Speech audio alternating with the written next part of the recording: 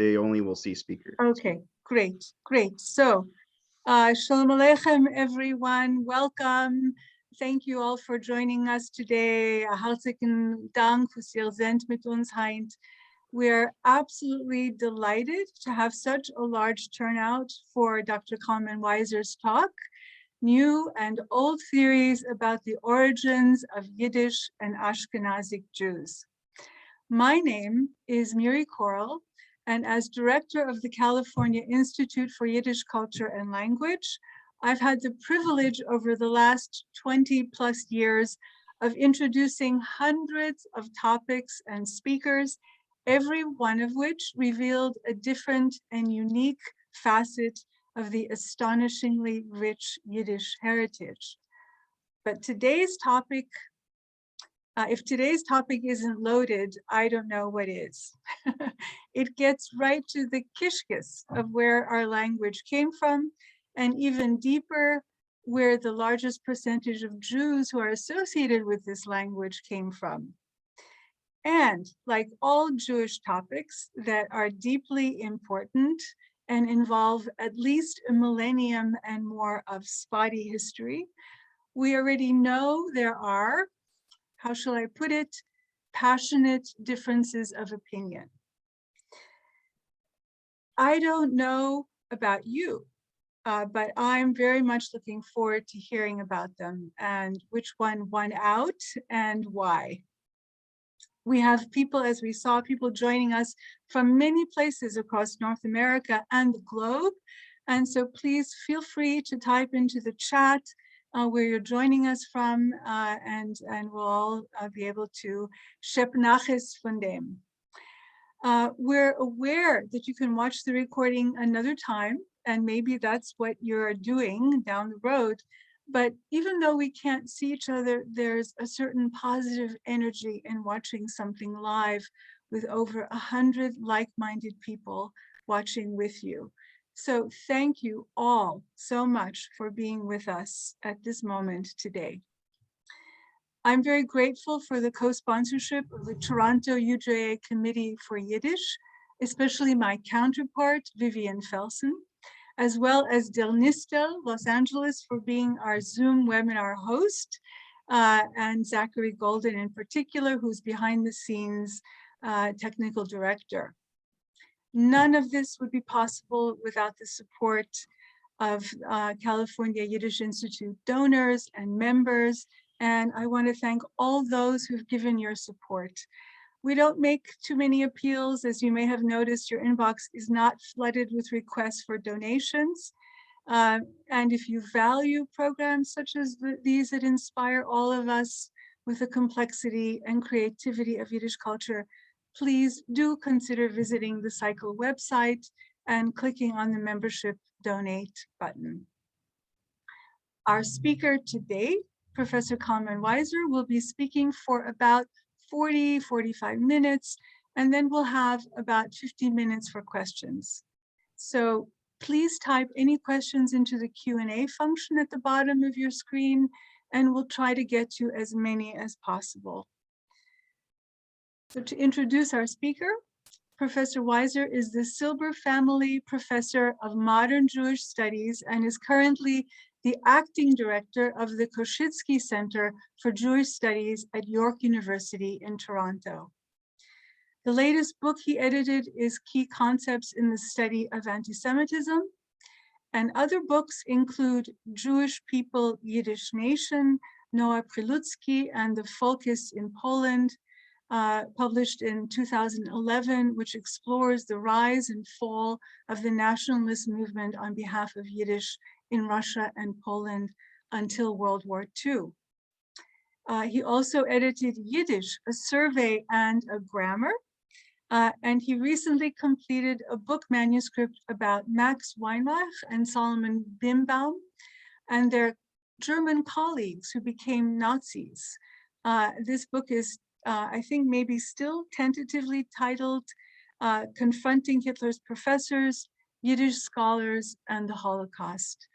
Some of this topic you'll be privy to in Dr. Weiser's third and final talk in our series on March 13th at this same time, which is entitled Take mir lernen do Yiddish, or better known as The Astonishing History and Future of Yiddish in Universities.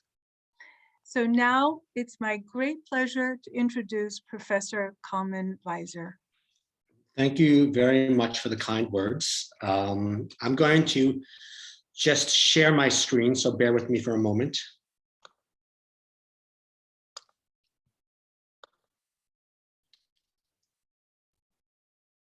Okay, you can see the screen? Yeah, Zach nods. Okay, fantastic.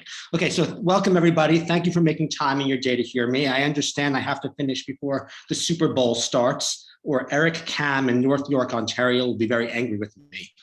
I can't promise you, however, that there will be a halftime show. So I'm going to talk for about 45 minutes about the history of Yiddish. That is, research about where Yiddish and Ashkenazic Jews come from and the political ramifications of this, how the subject has been politicized over the last several decades. Actually, the picture you see in front of you on my opening screen is a lecture I wrote a book about Noah Prolifski, who was an important Yiddish scholar and Jewish politician in Poland. He was actually the chair of Yiddish at the University of Vilnius in the early 1940s until the Germans came and killed him. But I'm not going to talk about that. I'm just going to point out that the title of his lecture is Gott Yiddish und wie sei es beschaffen geworden. That is, God's Yiddish and how was Yiddish, how did it originate? This was an important topic before World War II, and this is an important topic going back centuries, as I'll explore with you today. It continues to be discussed today. Some of you might be familiar that there's actually an argument being made amongst politicians in Germany nowadays about considering Yiddish a minority language in Germany, part of the German language and cultural sphere, as a part of an attempt to win rights for Jewish immigrants for the Soviet Union, from the Soviet Union who now live in Germany. But this is only the most recent iteration of debates about Yiddish. Perhaps it drew your attention only a few years ago that in 2016, an argument was brought by two scholars working with some others, most prominently a man named El-Haik, and another scholar, Paul Wexler. The first is an Israeli scholar working in Britain. Paul Wexler is an American scholar who's lived in Israel for years. They made an argument based on linguistic and genetic evidence suggesting that the Ashkenazic Jew, that Yiddish is really a relexified Slavic language. I'll explain what that means later, but essentially that's a Slavic language whose vocabulary changed, and that the Ashkenazic Jews are the descendants of Khazars. That is a kingdom in Central Asia that ceased to exist around the 10th century that I'll talk to you about more later. This is a theory that's not new. There have been various versions of this theory going on since the 19th century. But what they brought to it were new linguistic arguments and new genetic arguments, most of which have been thoroughly, how shall I say, either discredited or rejected by the community of scholars today. But it's a very interesting theory that we'll explore toward the end of today's lecture. So I'd like to begin by talking a little bit about the question of who Jews are. There are many groups to whom Jewish identity has been attributed, who have claimed it, or whose Jewish identity has been denied for very interesting reasons. What I'm simply showing you here on the map is what you're probably familiar with. This is ancient Israel and Judah, the two states with two peoples who shared a common religious and culture and linguistic culture. People who, as far as we understood, saw themselves as branches of the same family. Today's Jews understand themselves as descendants of the people of Judah. And according to our understanding, the descendants of the people of Israel, the people in the north, the so-called 10 tribes, disappeared into history. You ended up with the 2 tribes essentially in the south of the 12 tribes of Israel, those who became the Judeans and then later became the Jews. Now, this is likely familiar to you, that all Jews today claim descent from the Judeans. Now, why do I have this list? Well, here's something interesting. You're probably familiar with Ashkenazic Jews. Ashkenazic Jews assume that the descendants of the Judeans, and usually this has been attributed to them, until a few centuries ago, we'll see in a second, that people have begun to deny that the Ashkenazic Jews are the descendants of Judeans. Then there's another subgroup of Ashkenazic Jews, the Hungarian Jews. In the 19th century, arguments began to be made that the Hungarian Jews were not actually Ashkenazic Jews. That is, they're not the descendants of Judeans. They were people who came from Central Asia. Perhaps they were the descendants of the Khazars. The importance of this, or the attractiveness of this theory in the 19th century, was just as the Hungarians, the Hungarian non-Jews, draw their ancestry from Central Asia, so too the Hungarian Jews draw their ancestry from Central Asia. And therefore, they're not related to those horrible Polish and Galician Jews just across the border who'd been moving into Hungary in the course of the 19th century. It was a way of asserting an identity that was separate from the rest of Ashkenazic Jews.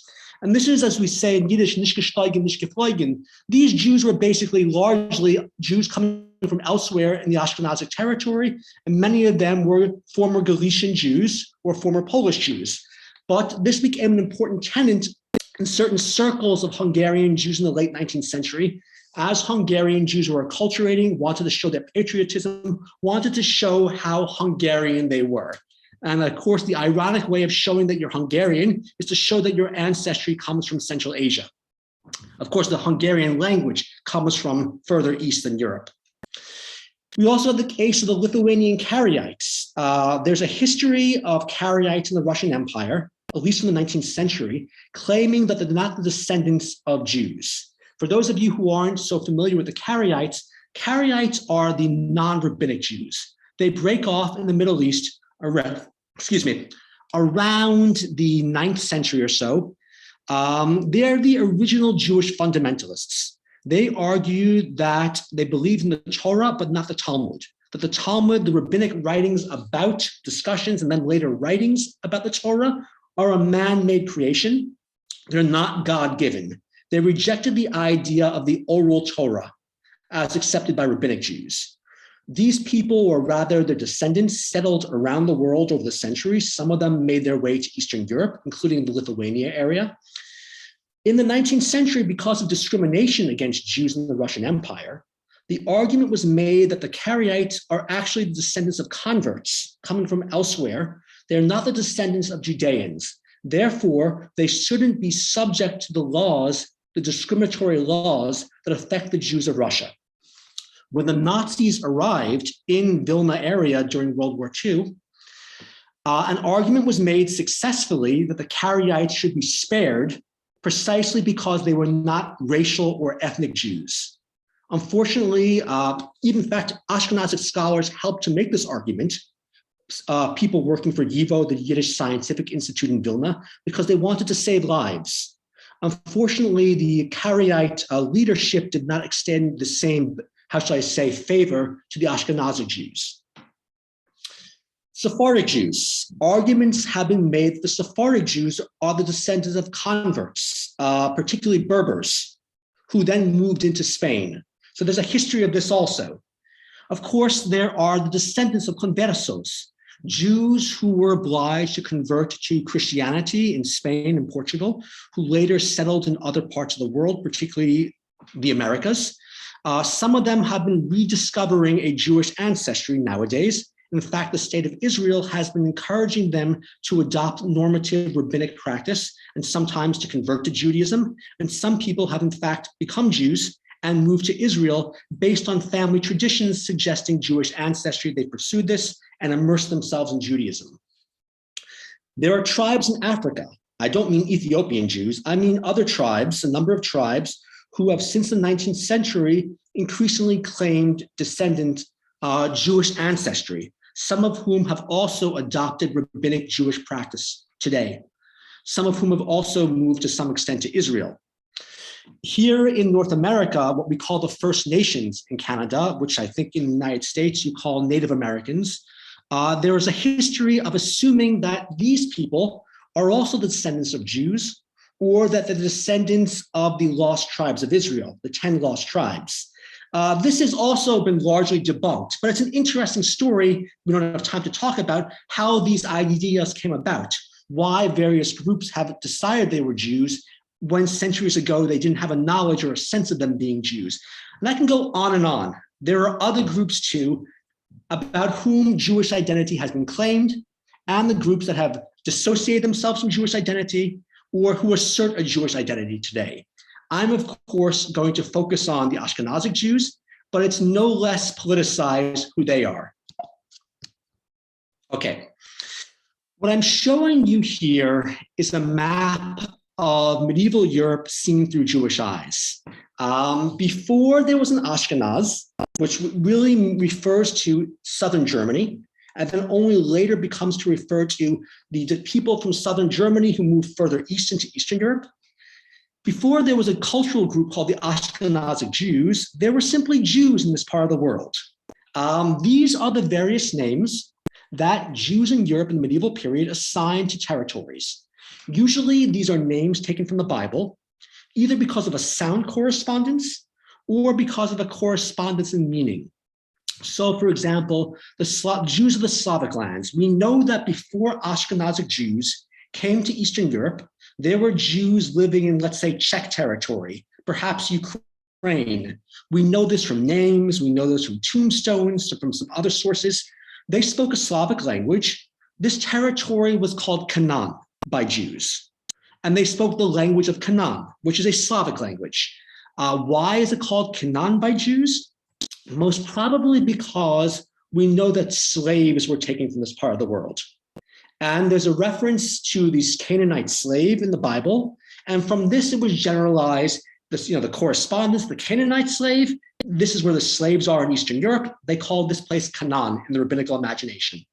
Tzolfas in modern Hebrew Tzalfat is another example. It's somewhere in the Bible, somewhere north of the land of Israel, as is Ashkenaz, that's a descendant of Noah.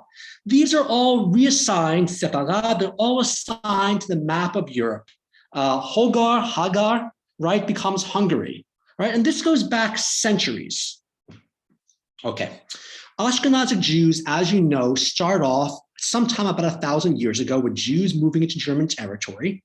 Eventually, at some point, they become perceived as culturally distinct. In the beginning, they're speaking the language of Ashkenaz. We don't know how different this is from the language of non-Jews, and we'll talk about this a little bit later. That's a very significant point. How different is it, and how much do we know about it? Over time, though, we do know that Jews from Central Europe will take their language and their culture, and they will move further east into the territory of Canaan and Hogo. And this will become part of what we might call Ashkenaz 2. Ashkenaz 1 being basically South and Western Germany, Ashkenaz 2 being Eastern Europe. We might say that North America, to a certain extent, is Ashkenaz 3, because so many Ashkenazic Jews bring their culture and language here in North America, beginning in the late 19th century. Okay. What is Yiddish? Well, this is all a little bit of background. First of all, I'll point out the geographic expanse of what we call Yiddish. Today's Yiddish, we really mean the Yiddish of Eastern Europe, what scholars would call Eastern Yiddish. This is the living language that you all know. What people are usually less familiar with is West Yiddish or Western Yiddish. This is a Yiddish that was essentially dying out by the late 19th and the early 20th century. So effectively, it's not died out completely by now, except for a few vestiges in the speech of perhaps some people. It was the Yiddish that was spoken in Alsace, southwestern Germany, a few other areas. But Yiddish, both the Western and Eastern Yiddish, was spoken basically from Alsace in this most western point up into the Low Countries, all the way into northern Italy in the early modern era, and of course, deep into Eastern Europe in the modern era. And then it was carried the Eastern branch around the world in the late 19th and the 20th centuries. Eastern Yiddish has three major dialects that I'll remind you of in just a moment. We popularly call them Northeastern or Lithuanian, Central or Polish, and Southeastern Ukrainian. And this is simply what these maps are showing you here. There's a tremendous amount of continuity between these dialects. Just to illustrate the dialects, and I'm just talking about Eastern European Yiddish, the Yiddish you're probably familiar with. Litvish Yiddish the main difference between the dialects of Eastern European Yiddish is to be found in vowels, all right? The consonants are pretty much the same. The grammatical differences are small and they're not going to concern us here. One grammatical difference would be, for example, different uses of gender. But I'm going to focus on pronunciation.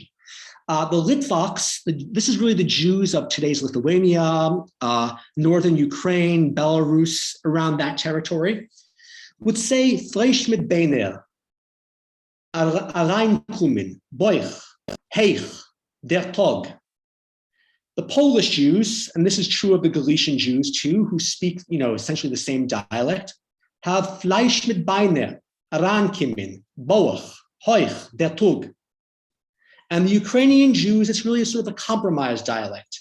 Have Fleisch mit Beiner, Reinkommen, Boich, Hoch, Heich, and der Tag. Okay, so you can see it's how similar, and there are sub-dialects of all of these. You can find various different nuances, but that's the main traits of these dialects. Now, this brings us to the question of what is Yiddish? And there's a lot to be said about the names of a language. They don't tell us the full story, but they tell us something about the perception of what the language is. Yiddish, of course, means Jewish, right? What do Jews speak? They speak Yiddish. You see remnants of this, for instance, in Polish. The language is what used to be called Żydowski, which simply means Jewish. Most Jewish languages, and there are other Jewish languages besides Yiddish, the speakers said, what do you speak? We speak Jewish, or we speak our language, something like this. Throughout history, Ashkenazi Jews have referred to their mother tongue, their vernacular, by names such as Lashon Ashkenaz, the language of Ashkenaz, which raises questions.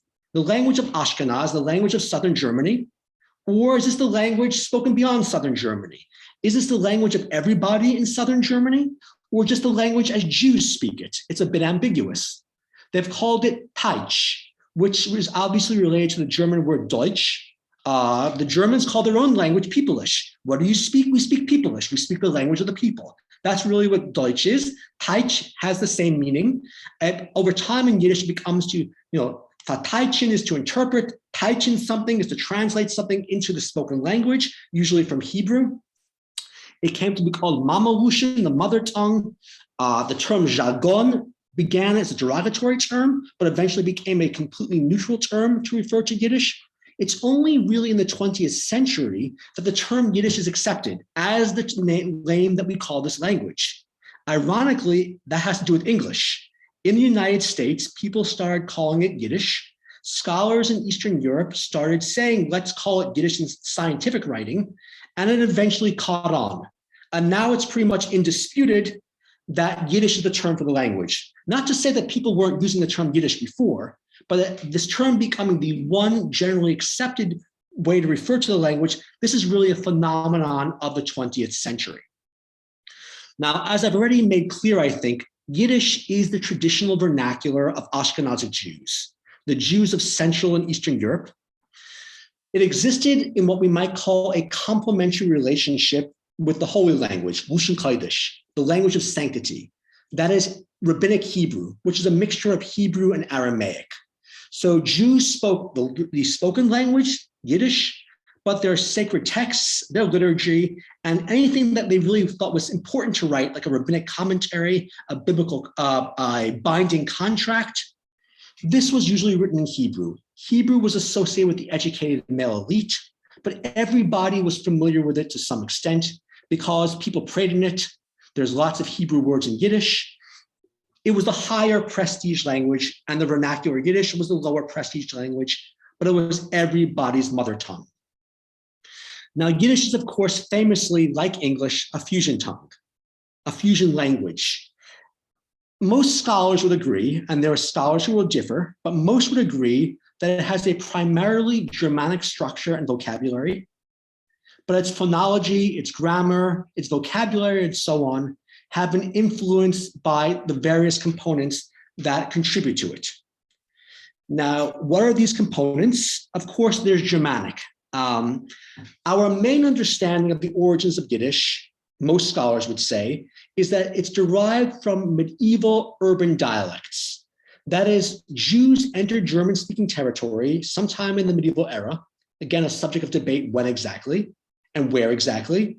But remember, there's no public schools. They learned Yiddish through spoken contact with urban dwellers. They were already arriving speaking other languages, and they learned, not learned Yiddish, but learned some kind of German dialects from non-Jews. They were coming speaking other languages. They also used Hebrew and Aramaic, Lashon Kodesh, for their religious purposes. Their previous languages probably contained elements of Hebrew and Aramaic, and they were studying texts in these languages. Over time, they encountered Slavic languages. There was also a Romance influence because Jews were entering German-speaking territory from areas where Romance languages were spoken. And later on, we'll talk about an international component. And I'm going to illustrate all of this in just a moment. But an international component comes, of course, mainly in the 19th and 20th centuries. Words like televizia. This is, in all European languages. Now, this is an artificial sentence. Max Weinreich, the famous Yiddish scholar, introduced this sentence to illustrate a point. It's a rather unnatural sentence. What he was trying to show you with this is that most of the basic sentence structure here is Germanic. But not all the words are Germanic, nor could you make this quite the same sentence with German words. There are some differences in the way German works structurally than Yiddish works. Plus, there's all this vocabulary that a German would not probably recognize, or German speaker, that is. Benchen, to bless, is a Romance origin related to the word, to like Benedict, to blessed in Latin. Zayde is Slavic for grandfather. Sefer is Hebrew, but it doesn't just mean any book like modern Hebrew Sefer, it means a holy book, a religious book, okay? So this is a very basic example of the fusion nature. I have to move my head out of the screen so I can actually see what's here. How old is this language? What I'm showing you here is one of our first testaments to the language. It's a machzer. It's a holiday prayer book. Someone wrote in the Hebrew letters in Yiddish, "Good day to the person who carries this." Now, the question to how old is Yiddish, by the way, this is from 1272. The question of how old is Yiddish really depends on how you understand its origins. Most notably, what is its relationship to medieval German? There are people who really wish to maximize the age of Yiddish, and they bring scientific evidence in favor of this. And there are those who also, with scientific arguments, you might say minimize the age of Yiddish. Is this what we see here being written? Is this Yiddish, or is this German being written in Hebrew letters? And there's a whole debate about this. If this is the 13th century and this is Yiddish, well, certainly they don't start writing a language once they start speaking it. You've probably been speaking the language for a few generations before you start writing it. So it at least goes back before the 13th century. And it goes back probably before. The maximalists would argue that Yiddish is probably about 1,000 years old and begins with Jews entering the Rhine Valley area of Germany. We have some information about settlement by the 10th century. There may have been settlement beforehand, but we don't have evidence. We do have evidence by the 10th century.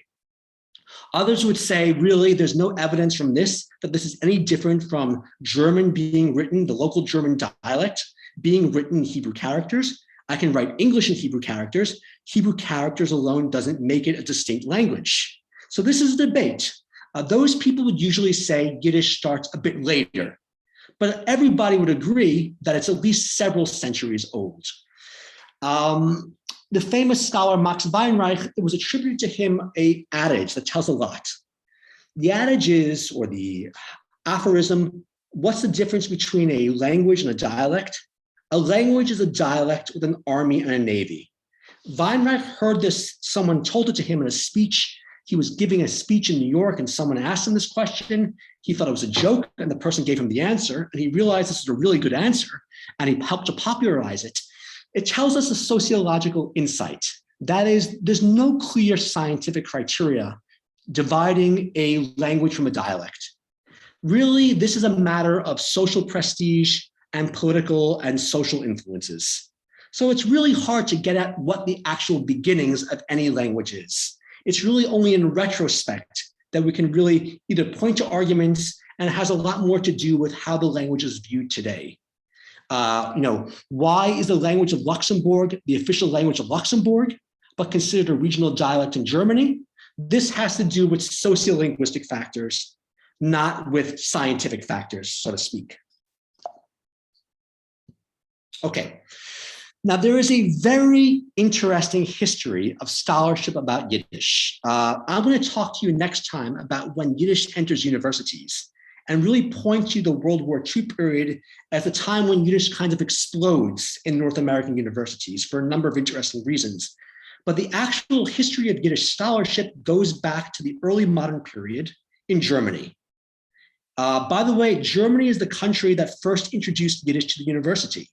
There was Yiddish courses by the 18th century in Germany, in early modern universities, and the University of Hamburg introduced Yiddish in the first modern European university in 1922. Solomon Birnbaum, the famous Yiddish scholar, was the first to teach Yiddish there in 1922. So it's 100 years now since Yiddish entered a modern European university.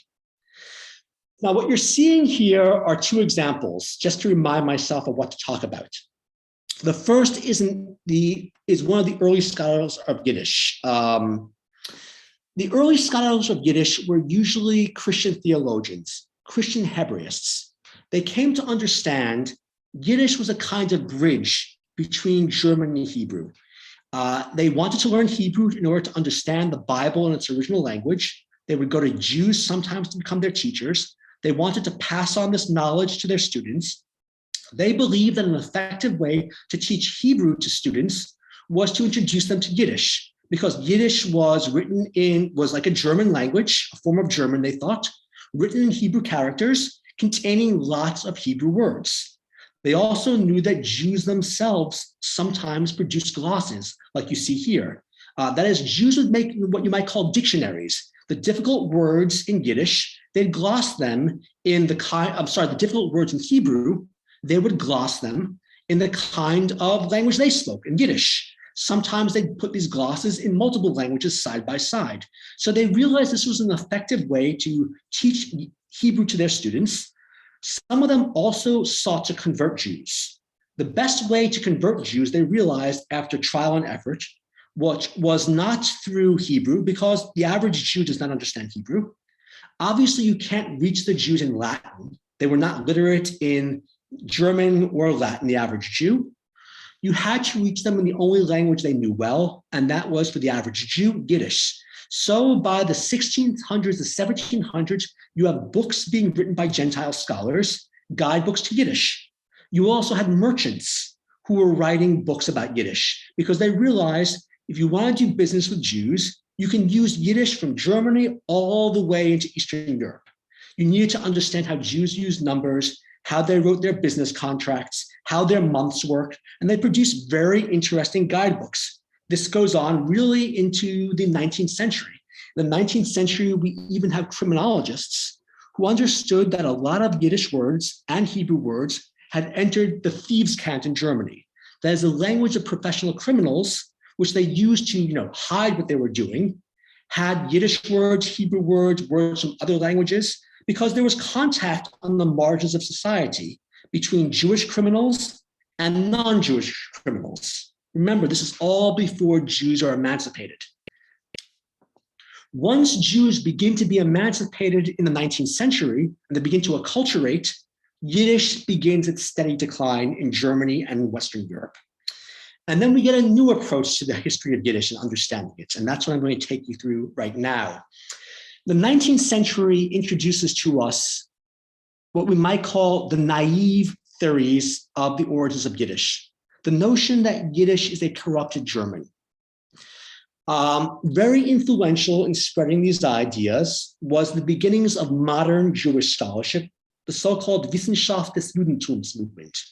Wissenschaft, which simply means the science of Jewry, was the beginning of modern secular Jewish studies, writing Jewish history, linguistic studies, literary studies, and so on.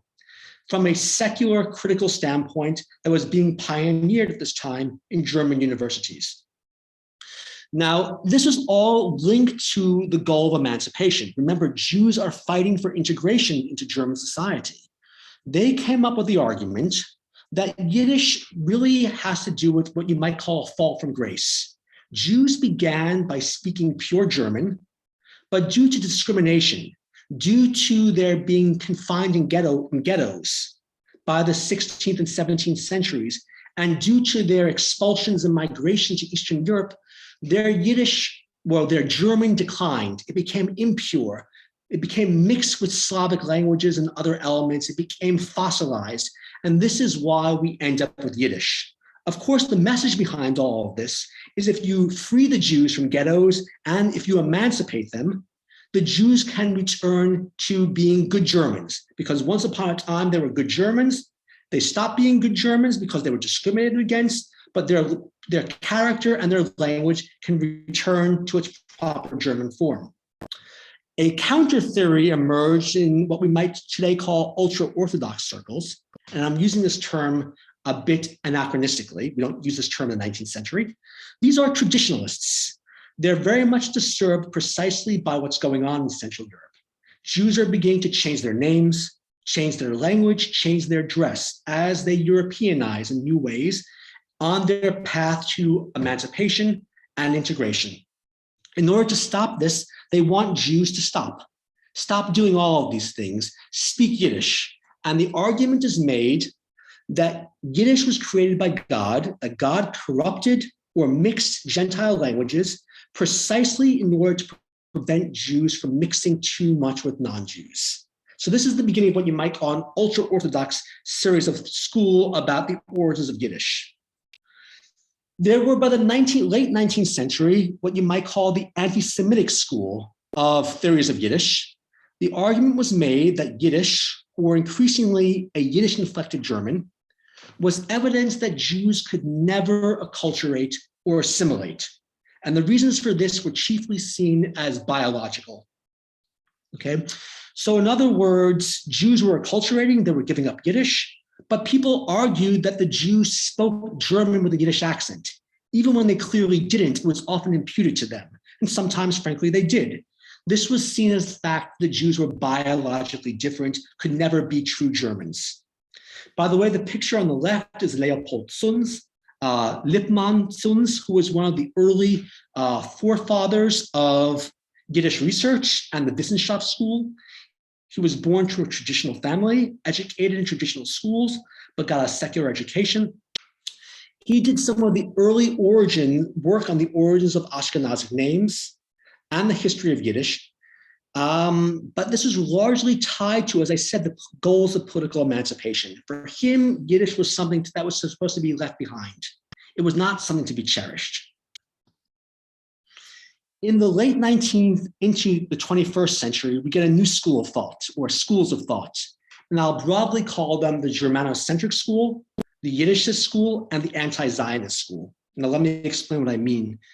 The Germanocentric school really has to do with the rise of modern philology. And of course, Germany specializes in the 19th century in the field of philology and historical linguistics.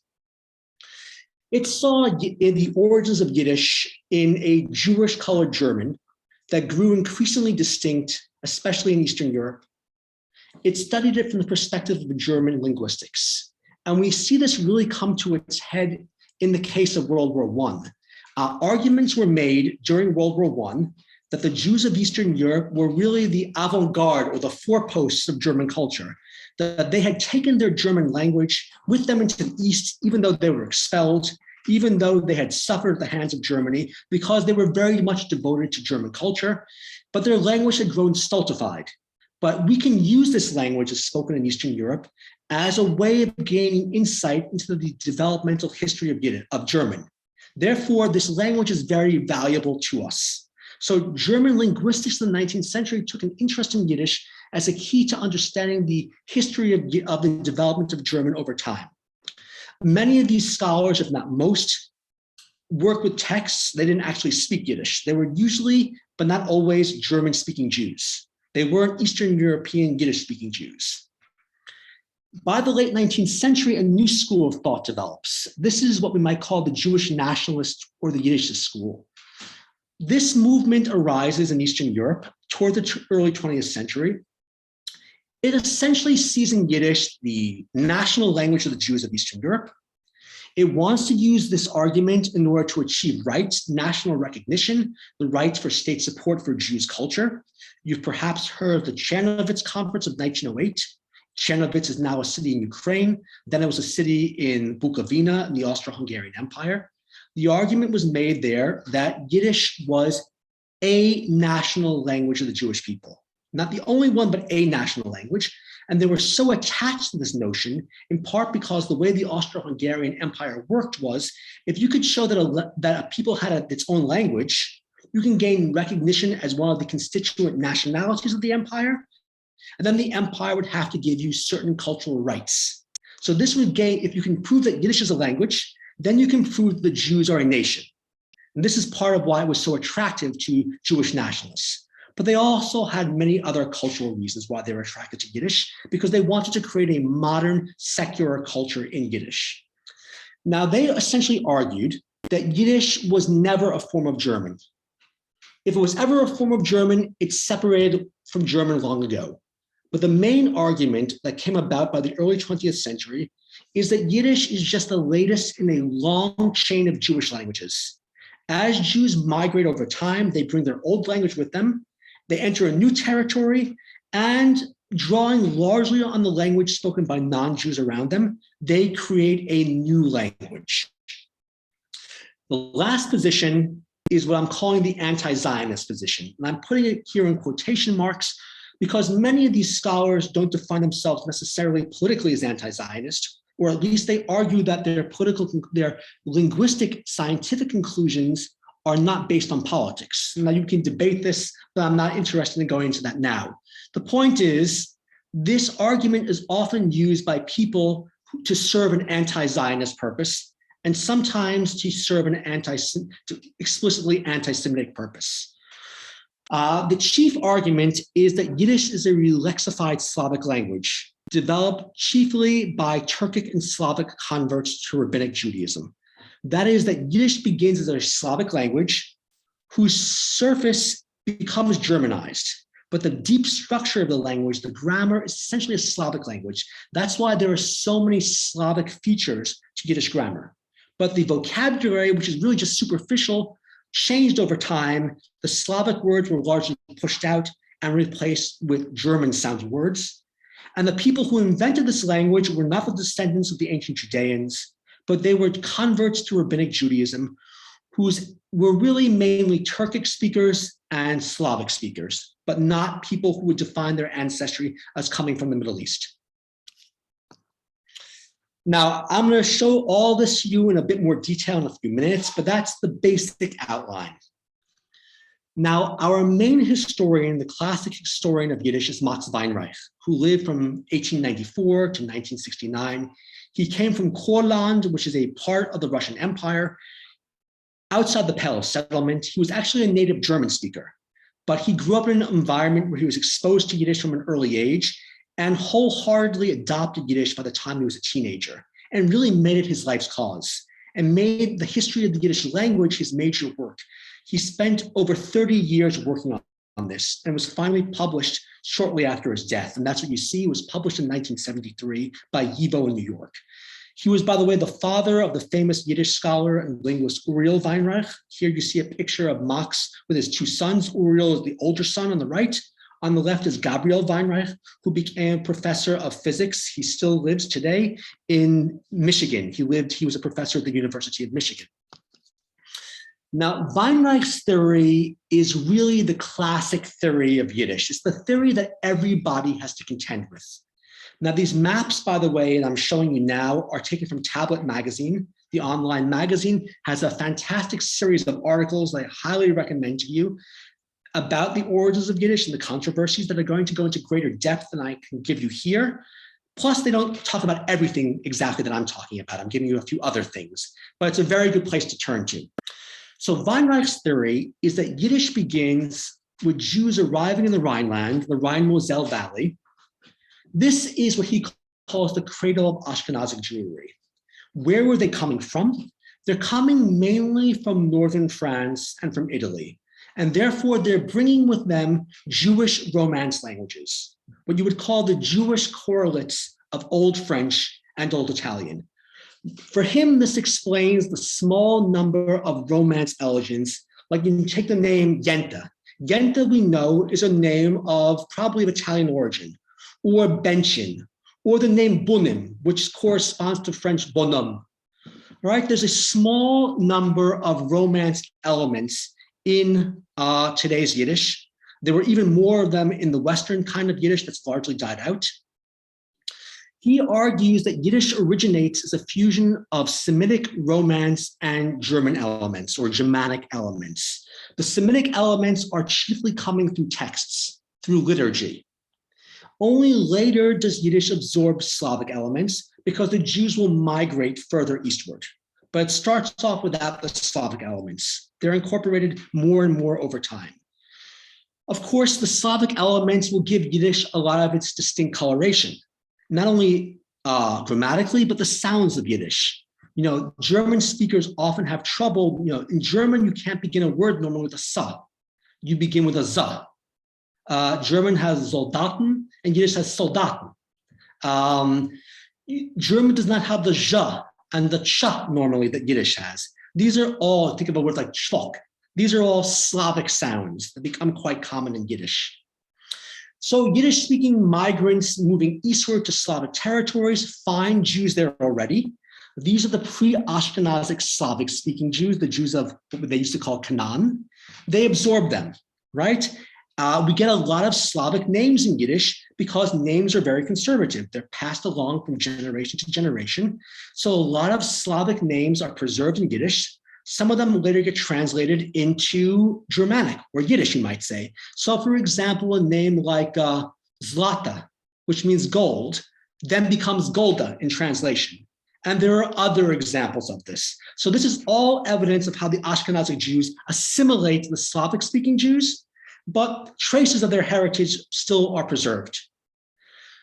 This German component of Yiddish results from a merger of various medieval dialects. It doesn't correspond to one dialect spoken by non-Jews. The Jews produce, you might say, a super regional form of German based on the various dialects and their fusion, plus these other elements. Now, it's a cardinal point for Weinreich that Jews never spoke identically with non-Jews. When they enter a new territory, they bring with them their previous language, they speak with a foreign accent, they bring with them Hebrew Aramaic. They never perfectly learn the language of the non-Jew because they're culturally different. It's not because they're ghettoized. It's because Jews have different cultural needs than non-Jews. Remember, this is a fundamentally religious world, Christians and Jews. Jews sometimes borrow, of course, but they repurpose terms from non-Jews for their own purposes, and they avoid terms that have specifically Christian resonances. So you think of the word Uhrzeit, anniversary for death. German Jahreszeit is a season of the year. It comes from medieval German. It has nothing to do with religion in contemporary German, but it has a specifically religious meaning for Jews. Jews do not use words like, I'm trying to think, words that have to do with, obviously, the words of the Trinity.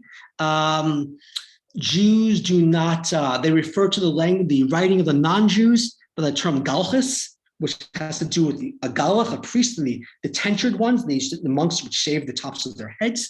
They did not know written literary German. And I could go on with many examples of words that exist in German, but don't have any parallel in Yiddish, and vice versa, because clearly Jews were avoiding Christian connotations, or they simply had different needs. So for Weinreich, it's this cultural distinctiveness that means that Jews never speak exactly like the non-Jews. Now for Weinreich, Western and Eastern Yiddish represent a linguistic continuum, right? The language spread from west to east. Now there are a few problems that have been pointed out by scholars. For one thing, if there were about 35,000 Jews living in medieval Western Europe, how do we get close to 800,000 Jews by the 18th century in Eastern Europe? Now, first of all, we don't have precise numbers. This is all based on various scientific projections, a certain amount of census data in the 18th century, counting households, but not individual Jews. But we know this is a tremendous increase over time. And this is one of the reasons why the Khazar hypothesis is attractive to many people. How do you explain so many Jews in Eastern Europe?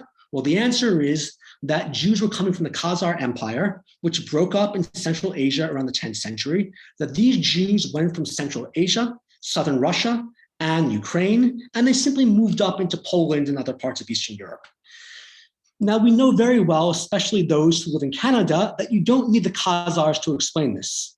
About 6,000 settlers come to New France and Canada centuries ago, and today we have the Quebecois, which is a people of several million, right? People grow exponentially. The Quebecois had lots of children.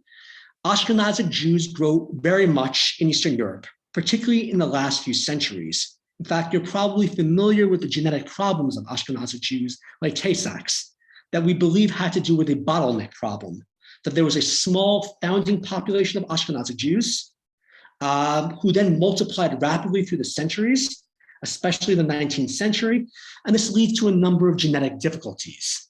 In fact, the leading theories about the genetic origins of Ashkenazic Jews have to do not with Khazars, which has been largely discredited, but mainly with the idea that people coming from the Middle East, particularly men, made their way into Europe, and especially in Southern Europe, particularly today's Italy, they intermarry with locals, that the genetic origins of Ashkenazic Jewry are largely to be found in the intermixture of Middle Eastern Levantine genes and in Southern European genes. In fact, Ashkenazic Jews, as far as we understand, don't have that much in common genetically with the people of Northern Europe that they later lived amongst. But this is all hotly debated, and who knows, 20 years from now, someone might decide otherwise about these genetic theories.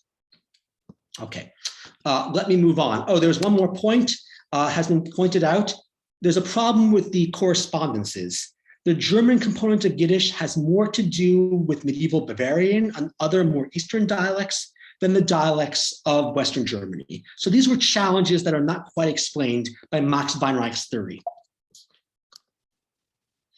More recent theory is what we call the Danube hypothesis. Now, there are several people who have contributed to this hypothesis, most prominently the scholar David Katz, who's probably the most prolific, the best known scholar of Yiddish nowadays. Katz argues that communities from the Rhine and the Danube regions were independent. There were two areas of Jewish settlement, in other words. This latter group was not coming from France and Italy. They were really coming mainly from Slavic lands, a bit from Italy, the Balkans, the Middle East. They were probably speaking still Aramaic, plus some other languages. The language of those Jews in the Rhineland is not the ancestor of our Yiddish. In fact, it probably went extinct.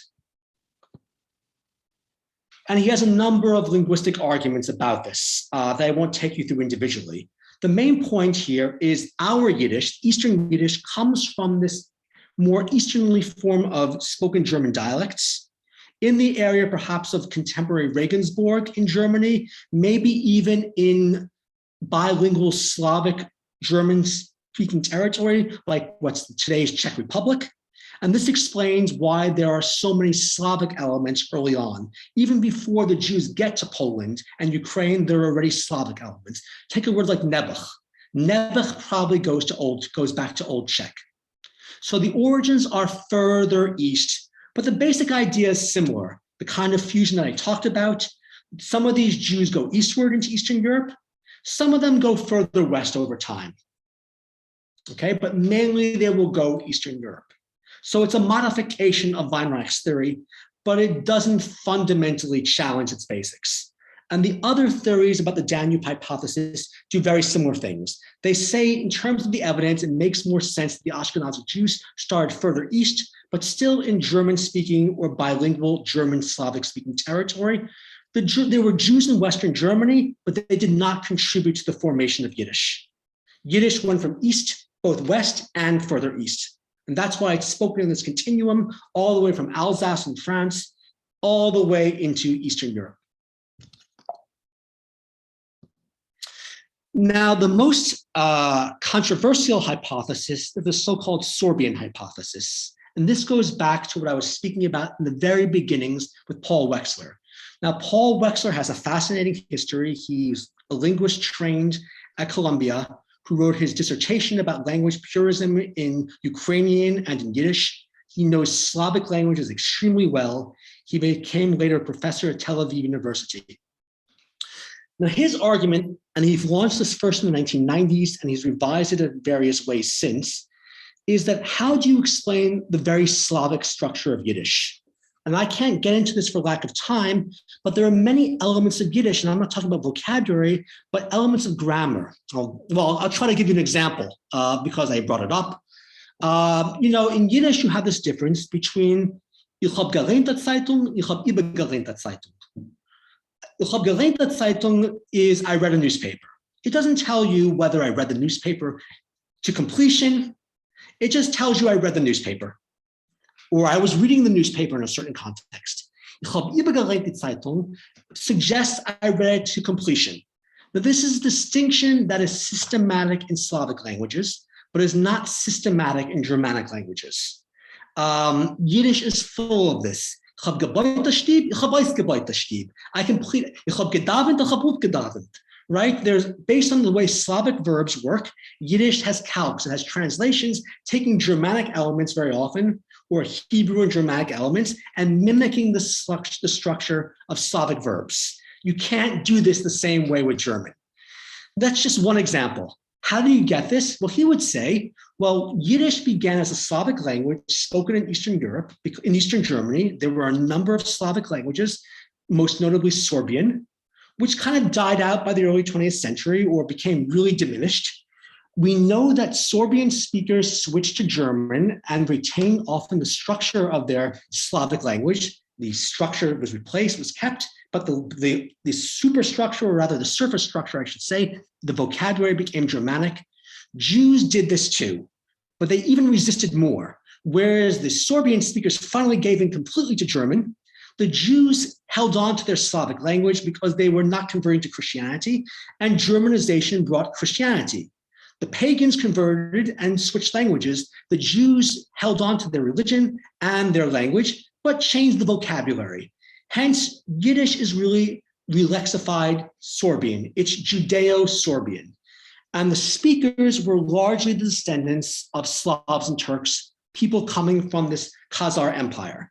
Now, we know the Khazar Empire was various peoples. It was people who were speaking Turkic languages. It was Slavs. It was perhaps people speaking forms of Persian. There is this old theory, there's a tradition that the elite of the Khazar Empire converted to Judaism. You read this in Yehuda Halevi, for example, and there are a few other sources, but it's been widely disputed, if not debunked. There are some people who still believe it's true. Even if it's true, though, we have no idea how much the Khazars converted. We don't know anything about their language, or next to nothing about their language. We only really know about the Khazars from what other people wrote about them. So it's very hard to make any good arguments about the Khazars' language and culture and how it had an impact on Yiddish. Certainly, we don't see any real evidence for the Khazar impact on Yiddish. There is not a Turkic substratum, nor is there a Persian substratum in Yiddish. It simply doesn't really make sense from a linguistic, demographic, or genetic standpoint. Now, this theory, though, was picked up again, as I mentioned a few years ago. This geneticist Al-Haik, together with Paul Wechsler and a few others, brought this argument, and here they took it to a new dimension with genetic research. They argued that the term Ashkenaz has to do with the names of villages in northern Turkey, that there are 4 villages in northern Turkey that have names that sound like Ashkenaz. The origins of Ashkenazic Jewry are not to be sought in Central Europe, rather they're to be sought in Turkey, in medieval Turkey, along the Silk Route, along this massive trade route that linked basically Southeastern Europe, the Middle East, and China.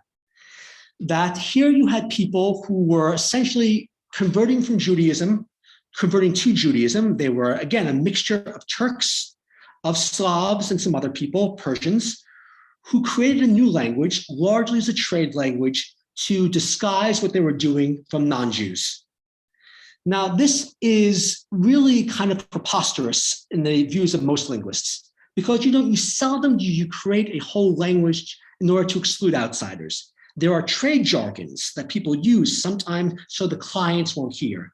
There's a language spoken in the early 20th century still in Germany, even perhaps the mid-century, where cattle dealers would use this as a trade jargon, using Yiddish or Hebrew elements, because there are so many Jews historically involved in the cattle trade in Germany that lots of Yiddish elements entered the jargon of cattle traders. Even when there were no more Jews or few Jews, they were still using this kind of speech. But it's not the language that you go home and speak to your wife and family in. People don't create new languages to deceive, to exclude outsiders. The genetic evidence is considered by most quite flimsy, and if you're interested, and I can tell you more about this later in the Q&A, why it's considered flimsy. It's based on a very small sample pool. It's based on the notion of we don't know much about who the Khazars are, so let's assume the Armenians, today's Armenians, and today's Georgians are their descendants. Therefore, let's use their DNA. So there's a lot of problems with the genetics, plus the genetic techniques used. So it was really discredited by contemporary scholars.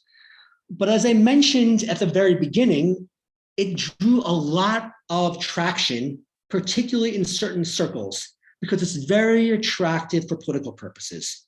If you can prove that Ashkenazic Jews are not the descendants of ancient Judeans, that if Yiddish is the language that was created by converts to Judaism, it's one more argument for those who use these kind of arguments to discredit Zionism by severing a Jewish connection from the land of Israel. There are people who claim that's not their political purpose, they're not their motivation in making these arguments, but it's the main group that has picked up on these arguments. You'll often still see the Khazar hypothesis on the internet and elsewhere, even though it's long been discredited by most scholars. By the way, this is simply the Silk Route. This is showing the idea that Yiddish was developed as a trade language amongst converts in the area of the Khazar Empire along the Silk Route centuries ago. I see I talked more than necessary, but I'm going to stop there, and I will be happy to expand and answer any of your questions. Fantastic, Kalman. Thank you so much. That was a lot of information and a lot of cross currents of information. So we have a few fundamental questions, which I think perhaps are worth visiting. One of them has to do with simply the term emancipation. What does emancipation mean? Can you maybe explain that to folks who don't have an idea what that is? So I'm going to try to give you this in the brief version, not the history professor version, right. Because it's one of the central questions of modern Jewish history. Jews do not have equal rights in European countries until the 19th century. France is the first country in the late 18th century to emancipate its Jews, making them citizens with equal rights. Of course, you had to make everybody citizens with equal rights, and not all non-Jews had equal rights yet, but they were given equal rights, and then Jews had to be given equal rights too, because you can't leave them out, right? You either have to make them citizens or you have to kick them out, essentially. These were the arguments. And these debates were going on throughout the 19th century. What do we do with our Jews? Do we give them equal rights? Do we treat them as foreigners living amongst us, as we have previously, or do we expel them? The last countries to emancipate their Jews are the Soviet Union in 1917, and I believe Romania. They were the holdouts into the 20th century. Tsarist Russia had no interest in emancipating anyone, least of all its Jews. So emancipation basically means making citizens with equal rights. And then the other basic question was, could you, once again, if you have already, define relexified? Okay, so relexified. So lexicon, of course, means vocabulary. Relexification, and this is a phenomenon that actually happens. Now, Paul Wechsler is a brilliant scholar. There are many objections to what he argues, but he's talking about linguistic processes that we know have happened, even if they haven't happened in the case we're talking about. There are cases where a language's structure is one type of language, but the actual vocabulary changes over time. I'll just give you an example, and this will be a mild case perhaps. We know that English is a Germanic language. Its structure is Germanic, but so much of our vocabulary is no longer Germanic, right? You read Old English, it sounds like German. If once you get to Chaucer and then beyond, it's full of these French words, right? So relexification means basically changing the vocabulary without changing the structure of the language. Fantastic, thank you. So another fundamental question. So if you are today getting a DNA test and it comes back that you are 98% or 100% Ashkenazi Jew, right? So what does that really mean? Do you have any idea? Like, what is the definition of Ashkenaz according to those doing these? Yeah, this is all very, I would argue, very dangerous water.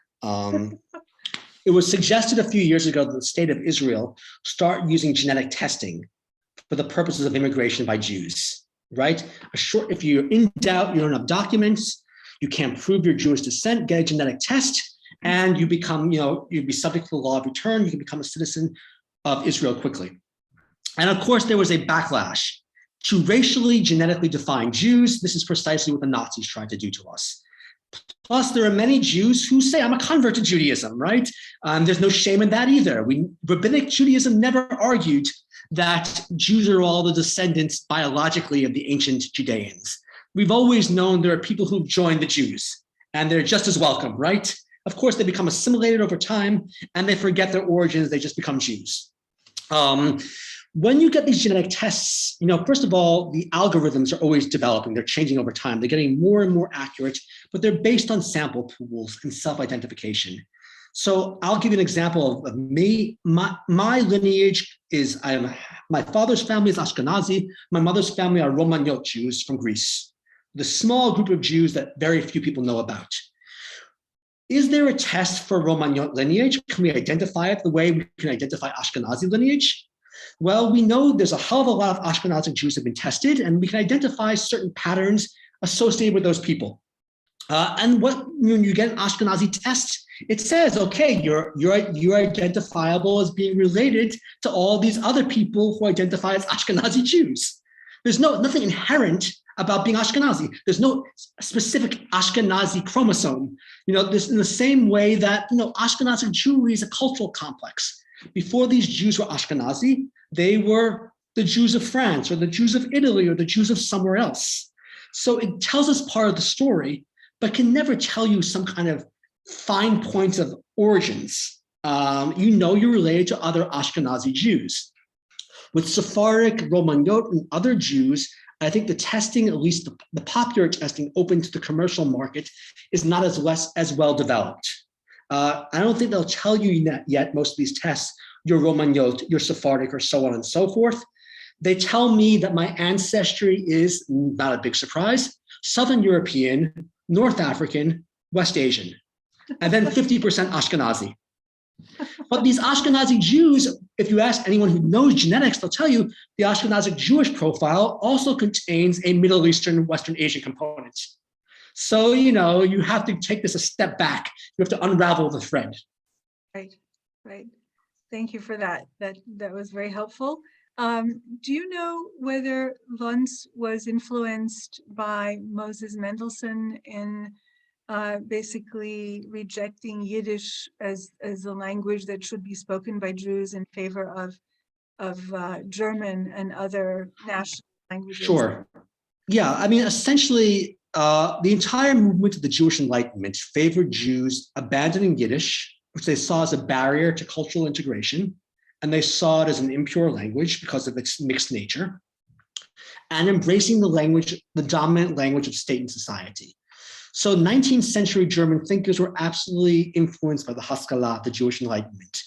But to single out Mendelssohn, Mendelssohn is one of many, he's the most prominent. This is the general current in 19th century Central and Western Europe. It's people like to point to these people often as bad guys because they said what's from a contemporary standpoint, a lot of absurd things. Sun said something like speaking Yiddish as an animal language that contributes to the corrupt thinking of Jews. Mendelssohn had many negative things to say about Yiddish. Of course, it was his mother tongue, as it was Sun's mother tongue. Mendelssohn wrote to his wife in Yiddish all the time. How could you have corrupt thoughts only in Yiddish, but not in German? It's absurd, right? But they were fighting against something we take for granted. We're emancipated, we're integrated. But these were very difficult times for them. And you have to, take this in a sense in that context. Their ideas were backwards by contemporary standards, but need to be understood in this context of Jewish rightlessness and the need to prove that Jews were human beings as well as Jews. Later on, the Jewish nationalists, the Yiddishists, said, we don't need to prove that we're human beings. We know we're human beings, and we deserve rights specifically as Jews. But that was an evolution that took time to happen. Thank you.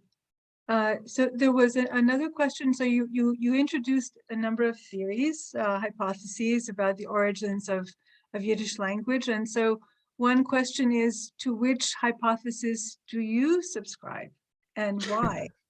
I don't think this question will ever be fully solved because it's impossible. These kinds of origins of language questions are impossible wholly to solve. It's interesting. I'm not sure we need to solve it.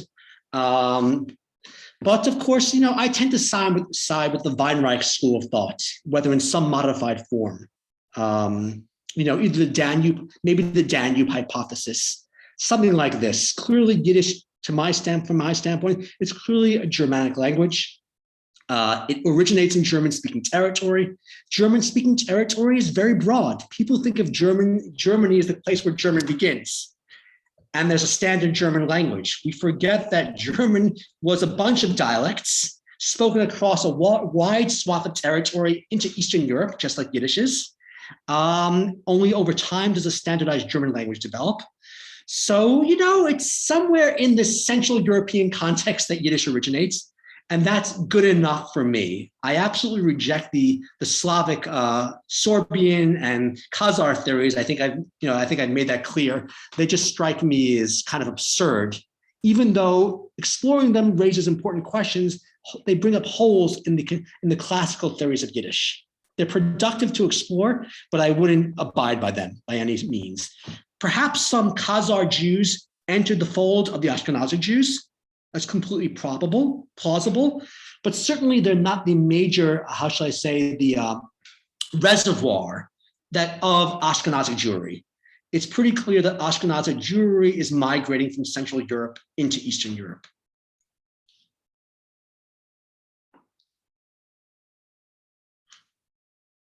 Sorry, I'm muted because my dog has been speaking.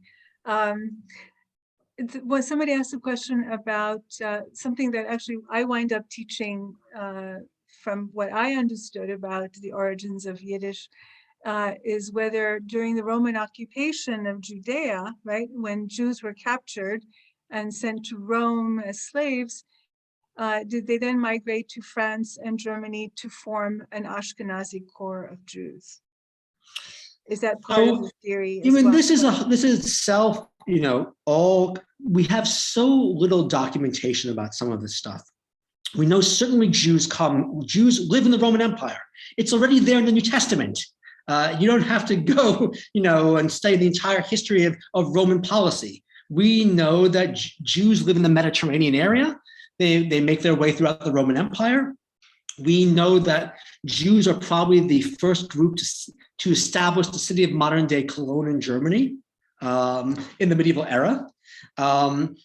Jews from various parts of what were Roman territory do make their way into what's Germany. That's absolutely clear. They're coming of diverse provenance. And this is part of what makes it complicated, because some of them are coming from places like France and Italy. Some of them are clearly coming up into the Balkans and then moving west. So, the origins of Ashkenazic Jewry are most likely quite diverse in their provenance. But the linguistic cultural origins, what makes Ashkenazic Jews, right? They speak Yiddish, they pray in a certain way, they wait so much time between milk and meat, even though there's actually differences amongst Ashkenazic Jews, right?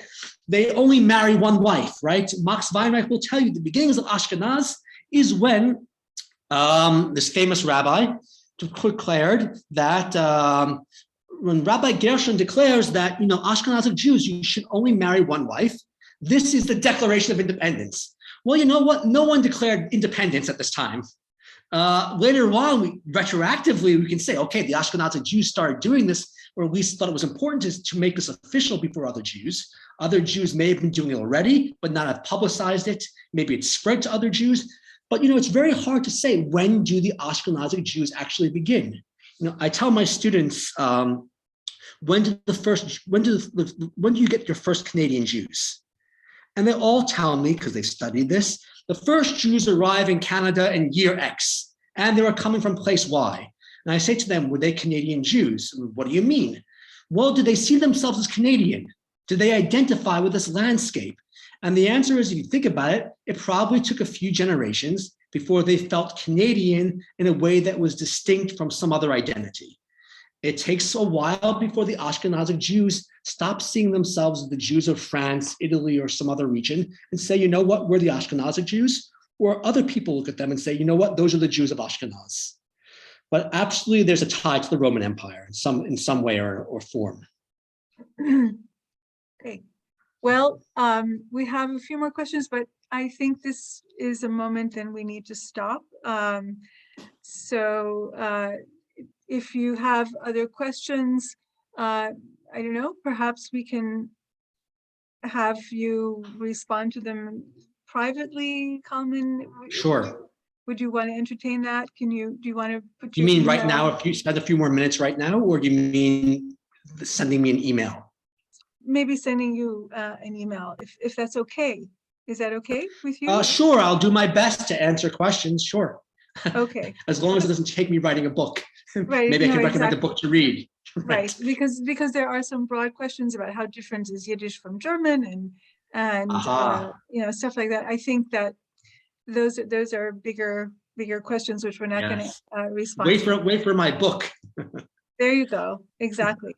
So again, everyone, thank you so very much for joining us. Thank you so much, Kalman, Dr. Weiser, for your excellent presentation. Really just so packed with wonderful information for all of us, and definitely will help my teaching down the road. So really, really appreciate that. And come join us in March 13th for our next presentation, which I'm sure will be just as fascinating and useful for all of us. So thank you again. And if you want to stay and read some of what's happening in the chat, there's some fantastic comments, a lot of thank yous. I don't know if you see that, Kalman. Yes, I'm getting them. I'd like to thank everybody for coming. I really do appreciate it. I don't take it for granted that you're making your time to listen to me rant and rave about the origins of Ashkenazic Jewry. I'm very passionate about it, and I'm always excited to share it with other people. Yeah, and we feel your passion, and it definitely translates to all of us, even at this great remove. So thank you. Okay, so I think maybe this is the moment to